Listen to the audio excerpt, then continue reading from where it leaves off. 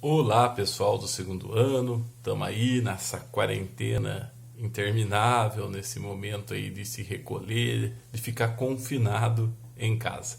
Então, estamos aqui e vamos dar uma aula virtual para vocês.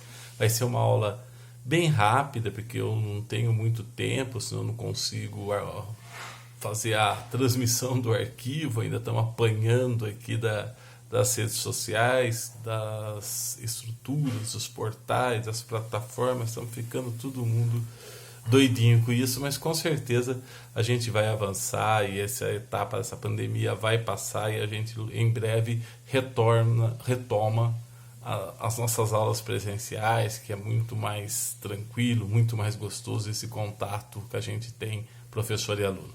Então, a aula de hoje, do segundo ano, do segundão aí de Cajuru, nós vamos estar tratando da aula número 13, né?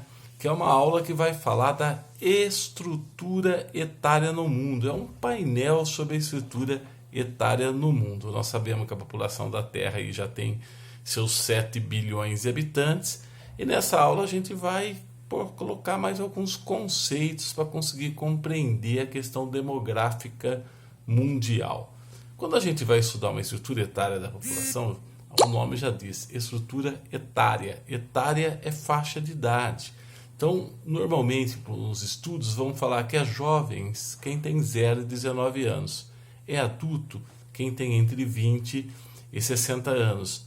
É idoso quem tem mais de 60 anos. Essa divisão ela não é uma camisa de força. Dependendo da realidade do país, se muda isso. O Brasil, muitos estudiosos, por exemplo, falam que é jovem no Brasil quem tem 0 e 14 anos.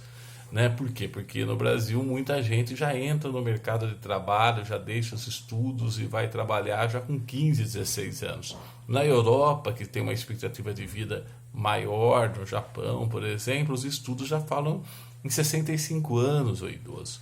Então você percebe que essa divisão que eu coloquei de jovens, adultos e idosos, ela tem variação de acordo com o país, de acordo com o recorte do geógrafo, do demógrafo que está estudando o país. Então essa é a primeira divisão que a gente vê.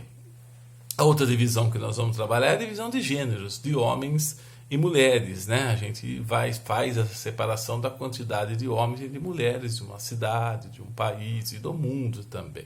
Nós sabemos que nasce sempre um pouquinho mais de homem do que de mulheres, mas desde a sua nascença os homens morrem primeiro, e a gente até falou um pouco disso numa aula passada. Outra questão que a gente estuda nessa aula, que é uma aula um pouquinho mais densa, né, é a atividade profissional da população, né, a chamada PEA. PEA, População Economicamente Ativa. Como é que a gente pode dividir isso? É quem trabalha, recebe remuneração, ou também quem está procurando emprego, porque se a gente não colocar quem está procurando emprego, a gente não acha a taxa de desempregado. Então, repetindo o conceito de PEA, de população economicamente ativa, é a população que trabalha ou está procurando emprego e recebe remuneração. A dona de casa trabalha muito dentro de casa, mas ela não é considerada a PEA, ela é considerada a população inativa.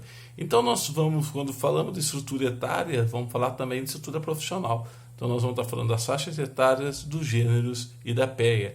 E quando entra na PEA, a gente fala do setor primário, que é o setor de extração da matéria-prima, setor secundário, que é o setor de transformação da matéria-prima, indústria, construção civil, e o setor terciário, que é o setor que mais cresce no mundo, é o setor de serviços, né, que são muito amplos, vai desde professor, advogado, ambulante, profissional liberal, assim por diante. Então é um prestador de serviços. Voltando à estrutura etária, como é que a gente coloca isso num gráfico? A gente faz a famosa pirâmide etária. O que é uma pirâmide etária? Nada mais é que colocar a população de um país por faixa etária, normalmente de 5 em 5 anos, no formato de uma pirâmide. Na base, os mais jovens, no topo, os mais velhos. É muito importante observar a pirâmide etária de um país. Quando você vê a pirâmide etária de um país, você já consegue ter uma ideia se o país tem o maior ou o menor desenvolvimento econômico.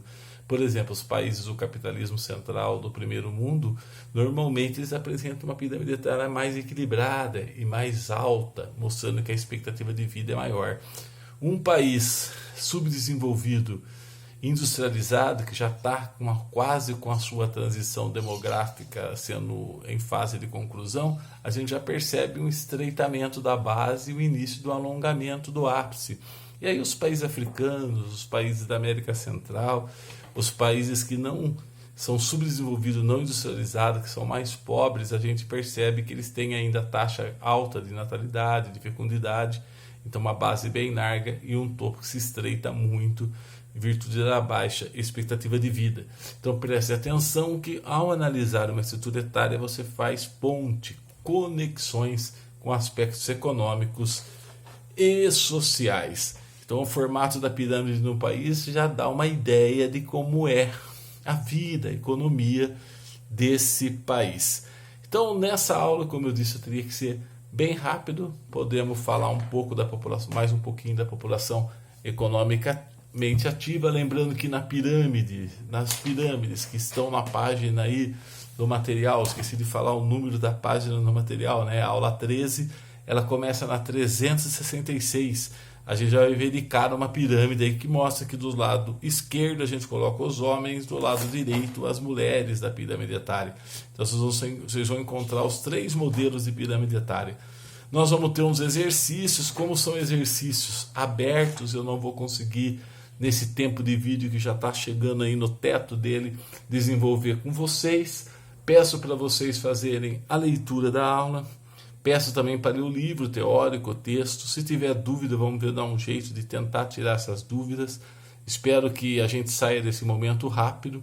Estamos estudando população e uma pandemia, ela atinge, obviamente, diretamente a população e espero que ela não modifique nada na pirâmide de um país que seja muito atingido. A gente está vendo o drama que passa a Itália, que passa a Espanha, são países com população mais idosas e infelizmente o vírus parece não, né? Pela única conclusão que a ciência tem, digamos, mais consensual, é que ela atinge mais os idosos. Mas então esse processo todo, você percebe como a geografia está sempre ligada, com os fatos contemporâneos, então a gente está sempre antenado. Espero que nas próximas aulas a gente consiga ter uma produção ao vivo, onde eu possa ouvi-los, onde a gente possa conversar. Não sei como é que vai ser o desenrolar aí dessa quarentena, mas desejo a todos que tenham um bom restante de semana, cabeça fria, tudo vai passar e vamos continuar estudando e procurando entender melhor o mundo. Um abraço a todos.